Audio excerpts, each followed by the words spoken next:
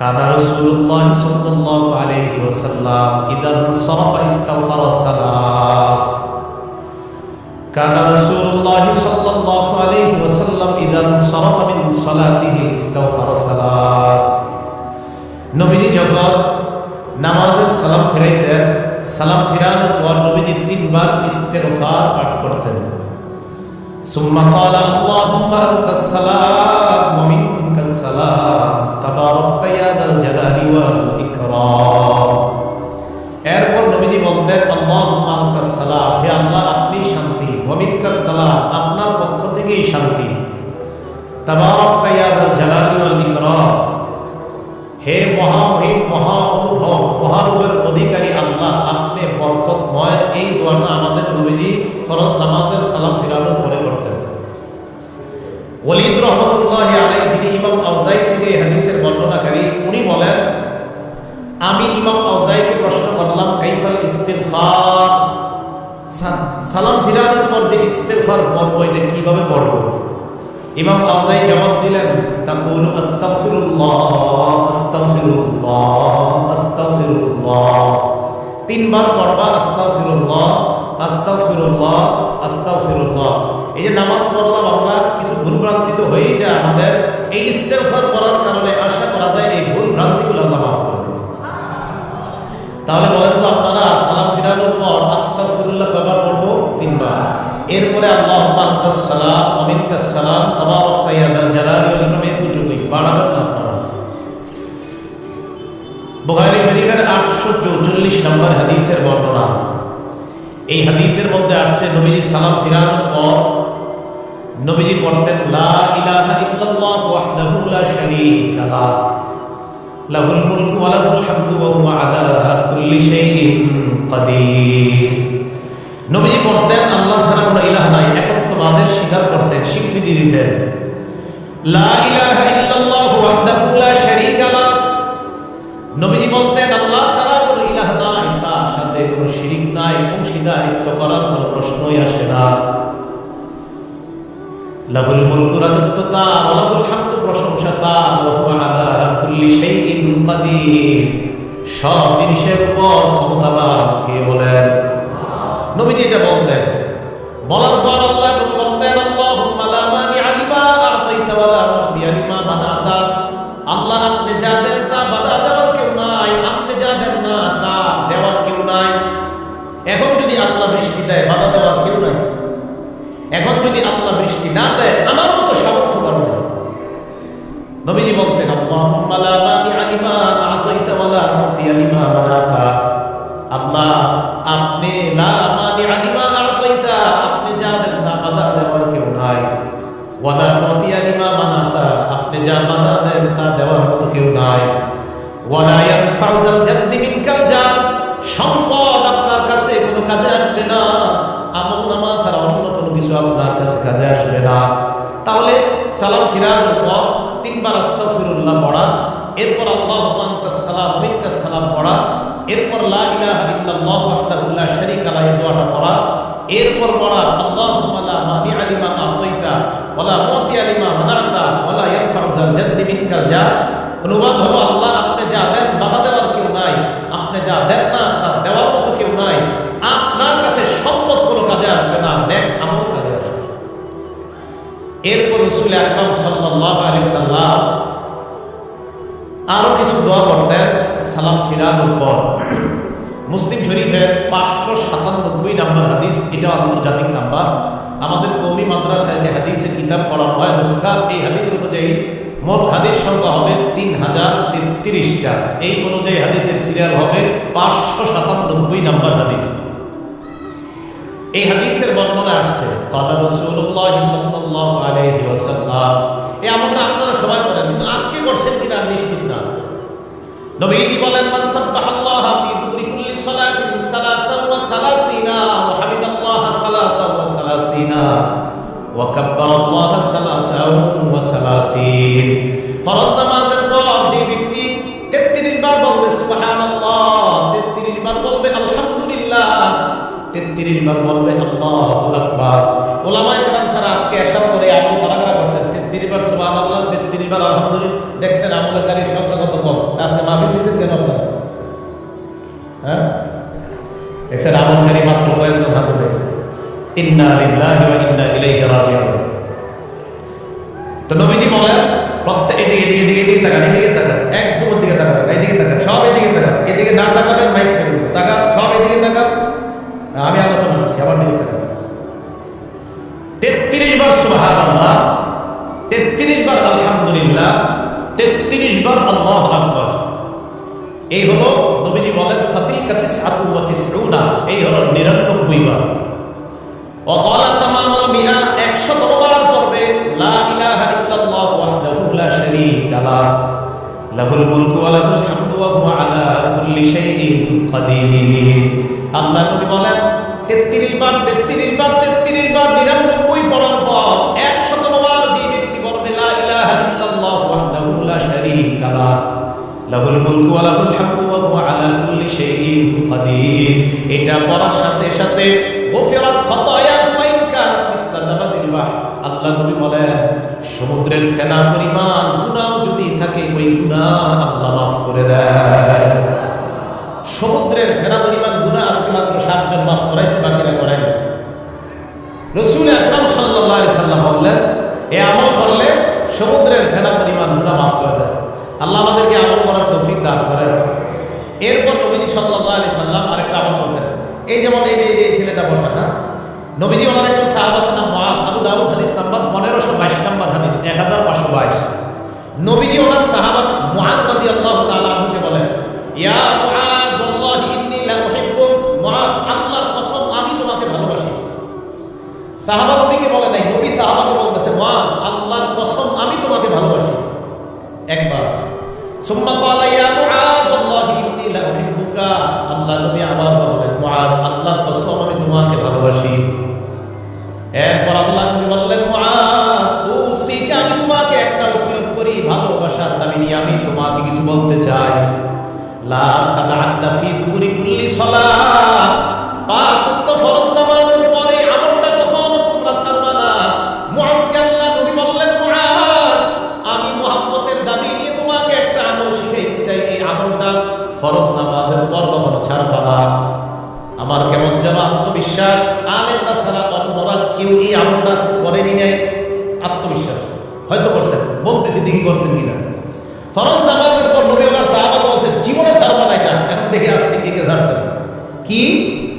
ফরজ নামাজের সালাম ফিরানোর পর বলবা আল্লাহুম্মা আইন্নি আলা যিকরিকা ওয়া শুকরিকা ওয়া হুসনি ইবাদাতিক।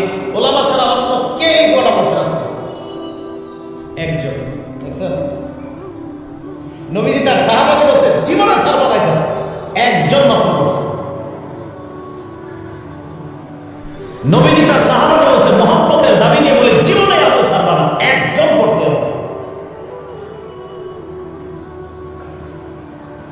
তুমি এই দোয়া করবা মাস কোনদিন ফরজ নামাজের পর এই দোয়া ছাড়বা না। কি তুমি আল্লাহকে বলবা আল্লাহুম্মা আইন্নি আলা যিকরিকা, আল্লাহ আপনি আমাকে সাহায্য করেন যেন আমি আপনার বেশি বেশি জিকির করতে পারি।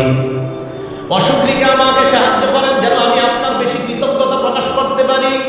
ওয়াহুসনি ইবাদাতিক, আল্লাহ আপনি সাহায্য করেন যেন বেশি বেশি আপনার ভালো ইবাদত করতে পারি। কি সুন্দর দোয়া! আল্লাহ সাহায্য করেন যেন আপনার জিকির বেশি করতে পারি, সাহায্য করেন যেন আপনার শুকরিয়া বেশি আদায় করতে পারি, সাহায্য করেন যেন আপনার ভালো ইবাদত বেশি করতে পারি। এই দোয়াটা সবাই শিখে দিবেন। নবীজি বলছে মুআজ আমি তোমাকে ভালোবাসি একবার, নবীজি আবার বললেন মুআজ আমি তোমাকে ভালোবাসি 2 বার। এরপর নবী বললেন মুআজ ফরজ নামাজের পর লা তাদআন্না, কিছুতেই কখনোই এই দোয়াটা ছাড়বা না। কি আল্লাহকে বলবা আল্লাহ আপনি আমাকে সাহায্য করেন আমি যেন আপনার জিকির বেশি করতে পারি, আল্লাহ আমি যেন আপনার কৃতজ্ঞতা বেশি আদায় করতে পারি, আমি যেন বেশি ইবাদত করতে পারি। এই দোয়া করা কখনো ছাড়বা না। এটা নবীজি তার সাহাবা হযরত মুআজকে শিক্ষা দিলেন। আল্লাহ আমাদের সকলকে এই দোয়াগুলো শিখে নেওয়ার তৌফিক দান করেন। আবু দাউদ শরীফের 1523 নম্বর হাদিস, নবীজির এক সাহাবা নাম উকবা ইবনে আমির রাদিয়াল্লাহু তাআলা, দেখেন তিনি কি বলেন। عن عقبة بن عامر رضي الله تعالى عنه قال عقبة بن عامر বলেন আমারনি রাসূলুল্লাহ সাল্লাল্লাহু আলাইহি ওয়াসাল্লাম বিলমুআব্বিজাত দুবুরা কুল্লি সালাত। উকবা ইবনে আমির বলেন এটা সবাই পারেন, আল্লাহ নবী আমাকে আদেশ করছে যেন 5 ওয়াক্ত নামাজের পর কুল হুয়াল্লাহু পড়ি, কুল আউযু বিরাব্বিল ফালাক পড়ি, কুল আউযু বিরাব্বিন নাস পড়ি। এটা পারেন না সবাই? এটা বলবো না কারা কারা পড়ছেন, জানি বলেন নাই। নবীজি বললেন 5 ওয়াক্ত নামাজের পর আমাকে আদেশ করছেন, কুল হুয়াল্লাহু আহাদ করছি, আমি যা যা বলতেছি আমি সব করছি আশা করি আলহামদুলিল্লাহ। রাসূল আকরাম সাল্লাল্লাহু আলাইহি সাল্লাম বলেন যে আল্লাহ রাসূল সাল্লাল্লাহু আলাইহি সাল্লাম তার সাহাবা উকবা ইবনে আমিরকে বলছেন যে আমার নবী আমাকে বলছেন প্রত্যেক 5 ওয়াক্ত নামাজের পর কুল হুয়াল্লাহু, কুল আউযু বিরাব্বিল ফালাক, কুল আউযু বিরাব্বিন নাস পড়বা। ফজর নামাজের পর এই আমল প্রত্যেকটা সূরা 3 বার, মাগরিবের পর এই আমলটা প্রত্যেকটা সূরা 3 বার। বাকি রইল কয় ওয়াক্ত? 3 ওয়াক্ত। যোহরের পর একবার করে, আসরের পর একবার করে, এশার পর একবার করে, ফজরের পরে 3 বার, মাগরিবের পরে 3 বার। এটার দলিল কোথায়?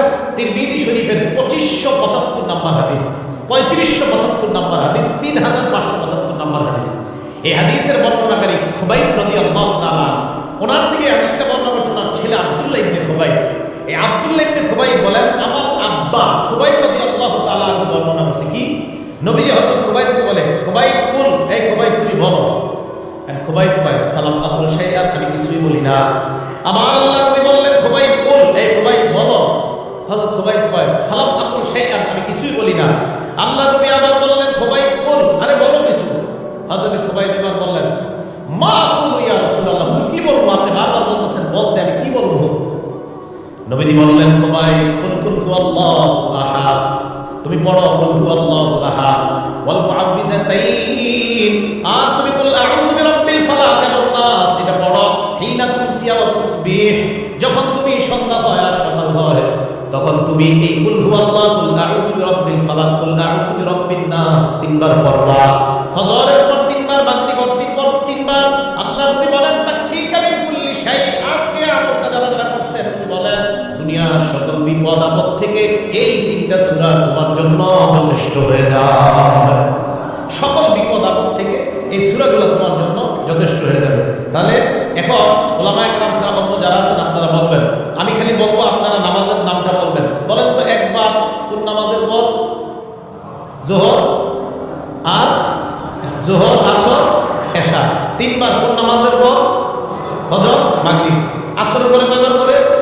এশার পরে, ফজরের পরে 3 বার। মাশাআল্লাহ, মনে থাকবে তো ইনশাআল্লাহ। বাসায় মামুন যারা আছে ওনাদেরকে বলবেন এটা পড়তে। এই আমলটা রাসূল আকরাম সাল্লাল্লাহু আলাইহি সাল্লাম ওনার সাহাবাকে শিখাইলেন, উকবা ইবনে আমিরকে শিখাইলেন। তাহলে মুআজ রাদিয়াল্লাহু তাআলা আনহুর মাধ্যমে আমল শিখলাম, উকবা রাদিয়াল্লাহু তাআলা আনহুর মাধ্যমে আমল শিখলাম, খুবাইব রাদিয়াল্লাহু তাআলা আনহুর মাধ্যমে আশ্চর্য আমল শিখলাম। এবার আমরা যে আমলটা শিখবো এটার নাম আয়াতুল কুরসি। বলেন কি নাম?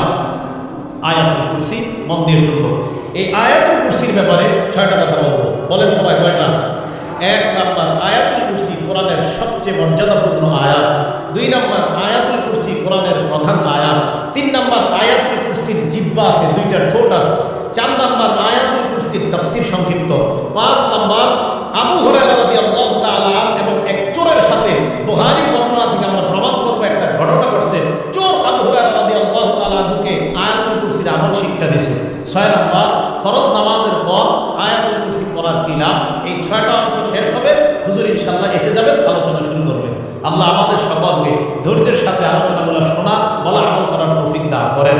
এর মাঝে একটা কথা, আমি আলোচনায় থাকি, হুজুর আলোচনায় থাকে, যেই থাকুক, মাগরিব এশার নামাজের আগে মুহতারাম আলী হাসান উসামা হাফিজাহুল্লাহ আলোচনায় ছিলেন। নামার সাথে সাথে দেখলাম আপনারা আমার দিকে তাকাইছেন, কাজটা ঠিক করেন নাই। উনি আলোচনা করতেছে, ওনার দিকে আপনারা তাকায় থাকবেন।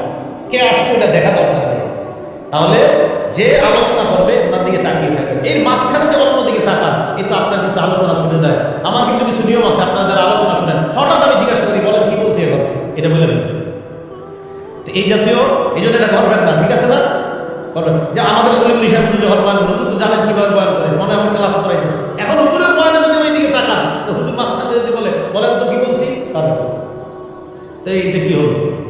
এই জন্য যে আলোচনা আসরের পরে যদি কেউ আলোচনা করে, বাস ওনার দিকে তাকায় থাকবেন। জোহরের পরে কেউ আলোচনা করে, ওনার দিকে তাকায় থাকবেন। মসজিদে জুমার নামাজে আপনাদের এলাকার সবচেয়ে অপরিচিত ব্যক্তিটাও যদি আলোচনা করে, ওনার দিকেও তাকায় থাকবেন। কথাটা মনে থাকবে তো সবার ইনশাআল্লাহ? আল্লাহ আমাদের সকলকে আমল করার তৌফিক দান করেন। আয়াতুল কুরসি 1 নাম্বার, কোরআনের সবচেয়ে মর্যাদাপূর্ণ আয়াত। আবু দাউদ শরীফ হাদিস নাম্বার 1460 নাম্বার হাদিস। এই হাদিসের বর্ণনাকারী উবাই ইবনে কাব রাদিয়াল্লাহু তাআলা আনহু। এই হাদিসের মধ্যে আসছে আন উবাই ইবনে কাব রাদিয়াল্লাহু তাআলা আনহু قال قال رسول الله صلى الله عليه وسلم উবাই ইবনে কাব থেকে বর্ণনা আল্লাহ নবী বলেন আবুল মুনজির আইয়ু আয়াতিন মা কামিন কিতাবিল্লাহি আযম। উবাই ইবনে কাবকে আল্লাহ নবী বললেন, উবাই, কোরআনের সবচেয়ে মর্যাদাপূর্ণ আয়াত তোমার সাথে কোনটা আমাকে একটু বলো। উবাই ইবনে কাব জবাব দেয়, আল্লাহু ওয়া রাসূলুহু আ'লা। এই প্রশ্নের জবাব আল্লাহ আর তার নবী ভালো জানেন। জবাব দেন। আবার আল্লাহ নবী বললেন, আবুল মুনজির আইয়ু আয়াতিন মা কামিন কিতাবিল্লাহি আযম। হে উবাই, বলো তোমার সাথে কোরআনের সবচেয়ে মর্যাদাপূর্ণ আয়াত কোনটা? হযরত উবাই এবার চিন্তা করলেন, প্রথমবার তো বললাম আল্লাহ আল্লাহর নবী ভালো জানেন, এরপরেও যখন আল্লাহ নবী আমাকে প্রশ্ন করলেন আমি গবেষণা করে একটা জবাব দিয়ে দেই। উস্তাদ ছাত্রদের প্রশ্ন করছে, প্রথমবার করার পর বলছে আল্লাহ ভালো জানে, রাসূল ভালো জানে, আবার প্রশ্ন করছে উবাই বলো কোনটা?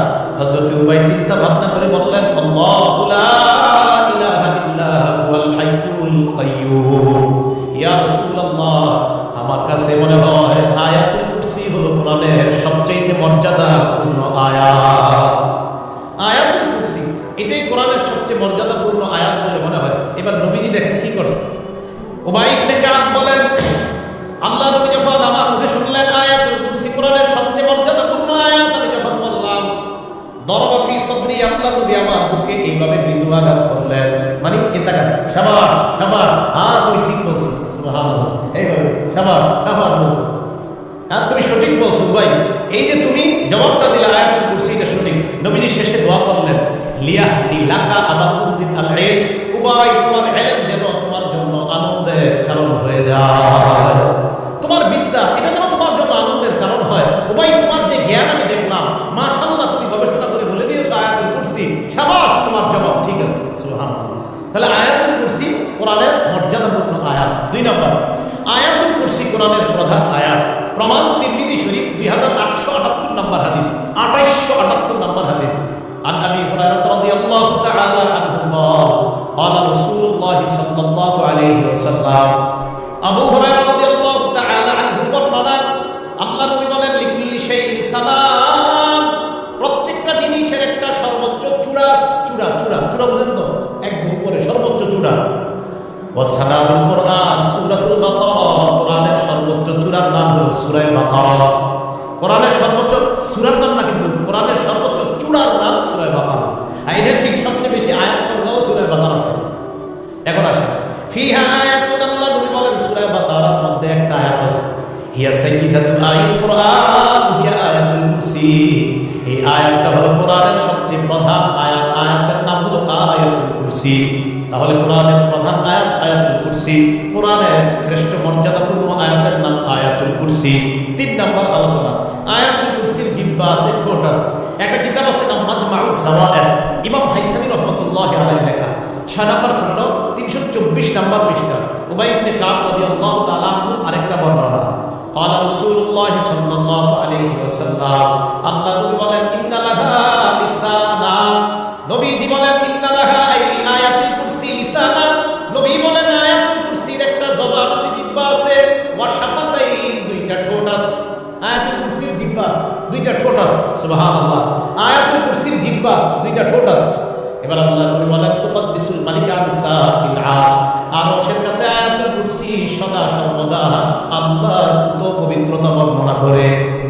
আয়াতুল কুরসির জিহ্বা আছে, 2টা ঠোঁট আছে, আরশের কাছে থাইকা সদা সর্বদা আল্লাহ পবিত্রতা বর্ণনা করে। ভাইও কিছু মনে করবেন না, আলেমরা ছাড়া অন্য কারা কারা আয়াতুল কুরসিটা পারে? মাশাআল্লাহ, হাত নামান, সবাই শিখে নিন, আল্লাহ তৌফিক দান করেন। আয়াতুল কুরসিটা আল্লাহ সবাইকে শিখে নেওয়ার তৌফিক দান করেন। 4 নম্বর, আয়াতুল কুরসির তাফসীর, সংক্ষিপ্ত তাফসীর শুনেন। আল্লাহু লা ইলাহা ইল্লা হুয়াল হাইয়ুল কাইয়্যুম। আল্লাহ লা ইলাহা ইল্লা হু, তিনি ছাড়া কোনো ইলাহ নাই। মন দিয়ে শুনেন, লা ইলাহা ইল্লা হু, এটা হলো কালিমাতুত তাওহীদ, একত্ববাদের শব্দ, একত্ববাদের বাক্য, একত্ববাদের কালিমা। এই কালিমাতুত তাওহীদ, এটা একত্ববাদের কালিমা, মানে তিনি ছাড়া কোনো ইলাহ নাই। তিনি কে? আল্লাহ। বলেন তো, আবার মন থেকে আওয়াজ দিয়ে বলবেন, তিনি ছাড়া কোনো ইলাহ নাই, তিনি কে? আল্লাহ। আচ্ছা, আল্লাহ ছাড়া কোনো ইলাহ থাকলে সমস্যা নেই, আল্লাহ ছাড়া কোনো ইলাহ থাকলে সমস্যা নেই। সমস্যা আছে, কোথায় আছে? এটা আল্লাহ কোরআনে বলছে। কি সমস্যা? সূরা আনবিয়ার 22 নম্বর আয়াতে সমস্যার কথা আল্লাহ বলছে, লাউ কানা ফীহিমা আলিহাতুন ইল্লাল্লাহু লাফাসাদাতা। আল্লাহ বলেন আসমান এবং জমিনের মধ্যে আমি ছাড়া যদি আর কোনো ইলাহ থাকতো, আসমান জমিন ধ্বংস হয়ে যেত। তাহলে সমস্যা আছে না নাই? আল্লাহ বলেন আমি ছাড়া কোনো ইলাহ থাকলে আসমান জমিন ধ্বংস হয়ে যেত। ক্ষতির ধরনটা কেমন? সূরা মুমিনুনের 91 নম্বর আয়াতে আল্লাহ বলেন ওয়ামা কানা মা'হু মিন ইলাহ, আল্লাহর সাথে কোনো ইলাহ নাই। ইযান যদি আল্লাহর সাথে কোনো ইলাহ থাকতো, লাযাহাবা কুল্লু ইলাহিন বিমা খালাকা আলা বা'দুহুম আলা বা'দ। আল্লাহর সাথে কোনো ইলাহ যদি থাকতো, প্রত্যেক ইলাহ তার সৃষ্টি নিয়ে পৃথক হয়ে যেত, এক স্রষ্টা আরেক স্রষ্টার উপর প্রাধান্য বিস্তার করত। আল্লাহ বলতেন আমি আজকে বৃষ্টি দিব, জমিনের ইলাহ বলতো বৃষ্টির প্রয়োজন নাই, গাছের ইলাহ বলতো বাতাসের প্রয়োজন নাই, সমুদ্রের ইলাহ বলতো মাছ থাকার প্রয়োজন নাই।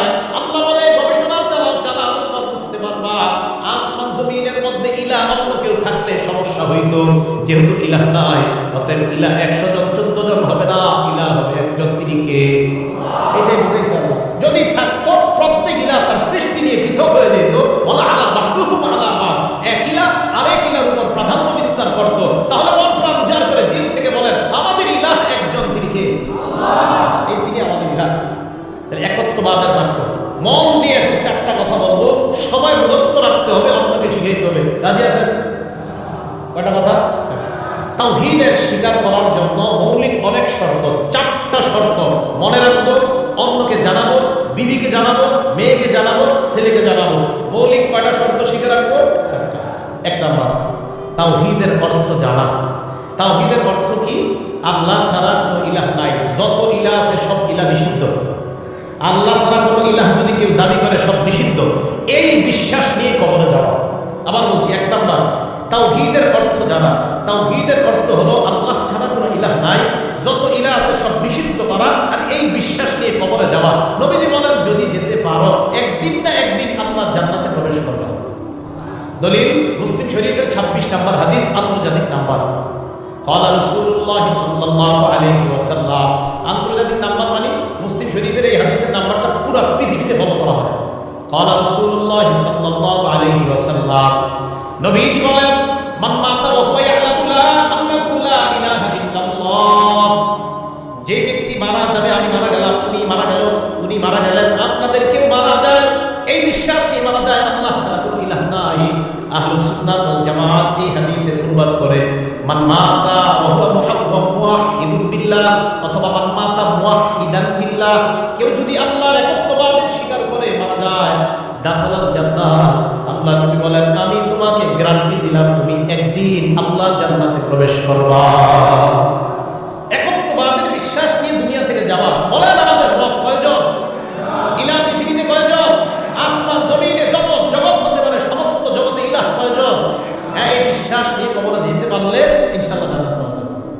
শর্ত নাম্বার 1। শর্ত নাম্বার 2, আল্লাহর যে আমরা এক ইলাহ মানি, এই এক ইলাহ মানার ক্ষেত্রে এই দিকটাকে একটু সন্দেহ করা যাবে, সামান্য সন্দেহ করা যাবে। প্রমাণ সূরা হুজুরাত 15 নম্বর আয়াত, আল্লাহ বলেন ইন্নামাল মুমিনুনা আল্লাযীনা আমানু বিল্লাহি ওয়া রাসূলিহি। আমরা সবাই ঈমানদার তো? আশা করি ইনশাআল্লাহ সবাই ঈমানদার না? ইনশাআল্লাহ। এখন আপনারা এই হাত তুলছেন যে ঈমানদার, এখন দেখেন তো ঈমানদার কিনা সবাই। আল্লাহ বলেন ইন্নামাল মুমিনুনা আল্লাযীনা আমানু বিল্লাহি ওয়া রাসূলিহি সুম্মা লাম ইয়ারতাবু। ঈমানদার তারা যারা আল্লাহকে মানে, রাসূলকে মানে, একটু সন্দেহ করে না, একটু কি করে না? আল্লাহ ঈমানদার তারা যারা আল্লাহকে মানে, রাসূলকে মানে, সুম্মা লাম ইয়ারতাবু, সামান্য সন্দেহ করে না, ওয়াজাহাদু বিআমওয়ালিহিম ওয়া আনফুসিহিম, প্রয়োজনের সময় জানমাল নিয়ে জিহাদ করে, উলাইকা হুমুস সাদিকুন। আল্লাহ বলে আমি ওই সমস্ত ঈমানদারদেরকে কোরআনে সত্যবাদী বলে ঘোষণা করলাম। আমরা কি সত্যবাদী ঈমানদার না মিথ্যাবাদী? সবাই জোরে বলে না সত্যবাদী ঈমান না মিথ্যাবাদী? তাহলে আমরা আল্লাহকে মানি, রাসূলকে মানি, কোনো সন্দেহ আছে? আল্লাহ এই মুহূর্তে সমস্ত সন্দেহ আপনি দূর করে আমাদেরকে সত্যবাদী ঈমানদারদের খাতায় আমাদের নাম লিপিবদ্ধ করে দেন। 3 নম্বর শর্ত, মুখে বলতেছি আল্লাহ এক, দিলে নাই। মুখে বলতেছে আল্লাহ এক, অন্তরে নাই, এটাও হবে না। দলিল সূরা ফাত আয়াত নাম্বার 11, আল্লাহ বলেন ইয়াকুলু ইয়াকুলুনা বিআলসিনাতিহিম, তারা মুখে বলে, দেখেন কি কয়, মা লাইসা ফি কুলুবিহিম, যা অন্তরে নাই, হবে না। ইয়াকুলুনা বিআলসিনাতিহিম, তারা মুখে বলে, মা যা লাইসা ফি কুলুবিহিম, অন্তরে নাই, হবে না। মুখেও বলতে হবে, অন্তরেও থাকতে হবে আল্লাহ। তাহলে যারা মুখে বলে অন্তরে নাই, এটা হবে না। মুখেও বলতে হবে, অন্তরেও থাকতে হবে আল্লাহ। আল্লাহ, আপনাকে মুখেও বিশ্বাস করি, মুখেও বলি আপনি এক, অন্তরেও আমরা বিশ্বাস করি আপনি এক। আল্লাহ আমাদেরকে এই জাতীয় ঈমানদার হওয়ার তৌফিক দান করুন। 4 নাম্বার, আল্লাহরে বিশ্বাস করি, আল্লাহরে একত্ববাদ স্বীকার করি মহব্বতের সাথে। বলেন সবাই কিসের সাথে? পিস্তল ধরলেন, মানে ভয় না, ভয় না, না, মহব্বতে আল্লাহরে বিশ্বাস করি, মহব্বতে মেনে নেই আল্লাহ। জোর করছে এমন না, আর মহব্বতের সাথেই মেনে নিচ্ছে আল্লাহ। আবার বলছি, জোর করছে কেউ আমাদের কেমন না, মহব্বতের সাথেই মনে প্রাণে মেনে নেওয়া আল্লাহ। রাজি সবাই? এটা 4 নম্বর শর্ত, মহব্বতের সাথে আল্লাহর একত্ববাদ মেনে নিতে হবে। প্রমাণ বুখারী শরীফ হাদিস নাম্বার 16। 3 গুণ যার মধ্যে থাকবে, আল্লাহ তাকে ঈমানের স্বাদ উপভোগ করাবে। সুবহানাল্লাহ। এখন বলেন তো, আমরা যদি ঈমানের স্বাদ পেতে চাই কয় গুণ লাগবে? আবার ঈমানের স্বাদ পেতে হলে কয় গুণ লাগবে? قال رسول الله صلى الله عليه وسلم, আল্লাহ নবী বলেন, সালাসুন মান কুন্না ফীহি, যার মধ্যে 3টা গুণ থাকবে। কয়টা গুণ? ওয়াজাদা হালাওয়াতাল ঈমান, ওই ব্যক্তি ঈমানের স্বাদ গ্রহণ করতে পারবে, ঈমানের মিষ্টতা গ্রহণ করতে পারবে। 1 নাম্বার, মান কানা আল্লাহু ওয়া রাসূলুহু আহাব্বা ইলাইহি মিম্মা সিওয়াহুমা। বাংলা অনুবাদটা মনে রাখেন। 1 নাম্বার, আল্লাহ আর তার রাসূল ছাড়া দুনিয়াতে যা আছে সবার চাইতে আল্লাহ আর আল্লাহর নবীকে বেশি ভালোবাসা। 1 নাম্বার, আল্লাহ আর তার রাসূল ছাড়া দুনিয়াতে যা আছে সবার চাইতে আল্লাহকে বেশি ভালোবাসা, আল্লাহর রাসূলকে বেশি ভালোবাসা। তাহলে আমি আপনাদের কাছে জানতে চাই, আল্লাহ আর তার রাসূলের ভালোবাসায় দুনিয়ার সব ত্যাগ করতে রাজি আছি না? আসলে রাজি আছেন? আসলে রাজি আছেন? সত্যি রাজি? জিয়ের আওয়াজ কমে গেছে, চিন্তা করতেছে কি জানি কই। আল্লাহ আল্লাহ রাসূল ছাড়া যা আছে, এই হাদিসের অনুবাদগুলো ভালো করে বুঝবেন।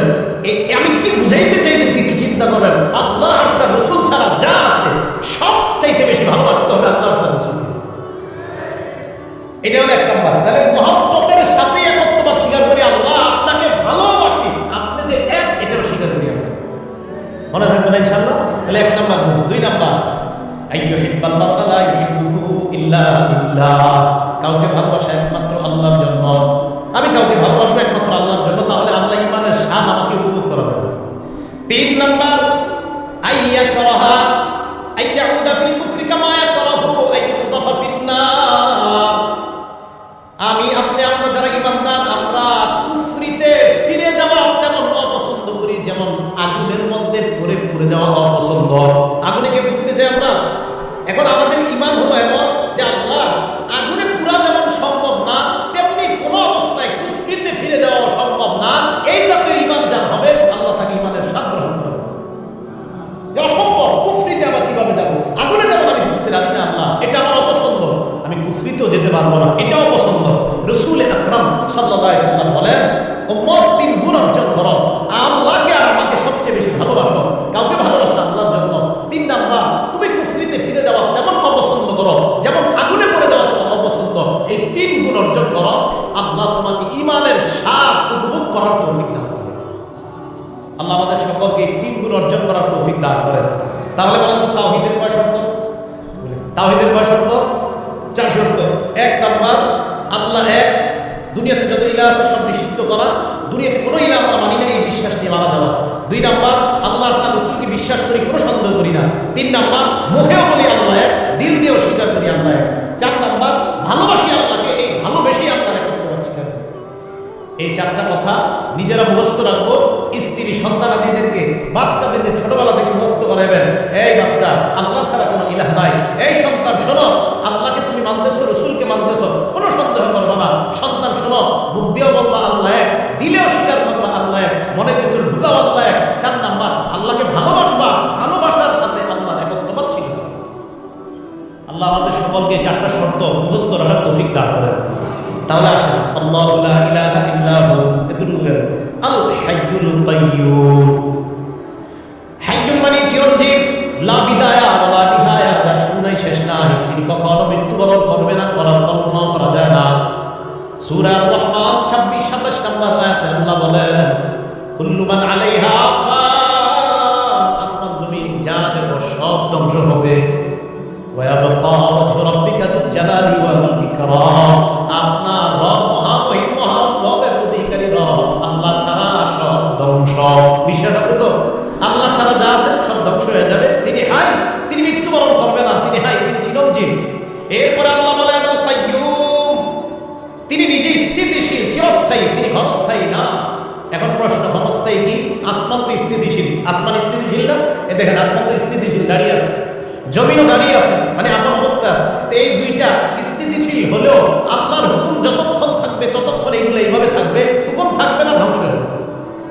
প্রমাণ সূরা রূমের 25 নম্বর আয়াত, আল্লাহ বলেন ওয়াবিন আয়াতিহি আন তাকুমাস সামাউ ওয়াল আরদু বিআমরিহি, আল্লাহর নিদর্শনাবলীর মধ্যে এটাও একটা নিদর্শন, আসমান আর জমিন আল্লাহর হুকুমে দাঁড়ায় আছে। সূরা মুমিনের 57 নম্বর আয়াতে আল্লাহ বলেন লা খালকুস সামাওয়াতি ওয়াল আরদ আকবারু মিন খালকিন নাস ওয়ালাকিন্না আকসারাহুন নাসি লা ইয়ালামুন, আসমান আর জমিন সৃষ্টি করা মানুষ সৃষ্টির চেয়ে বড় বিষয়।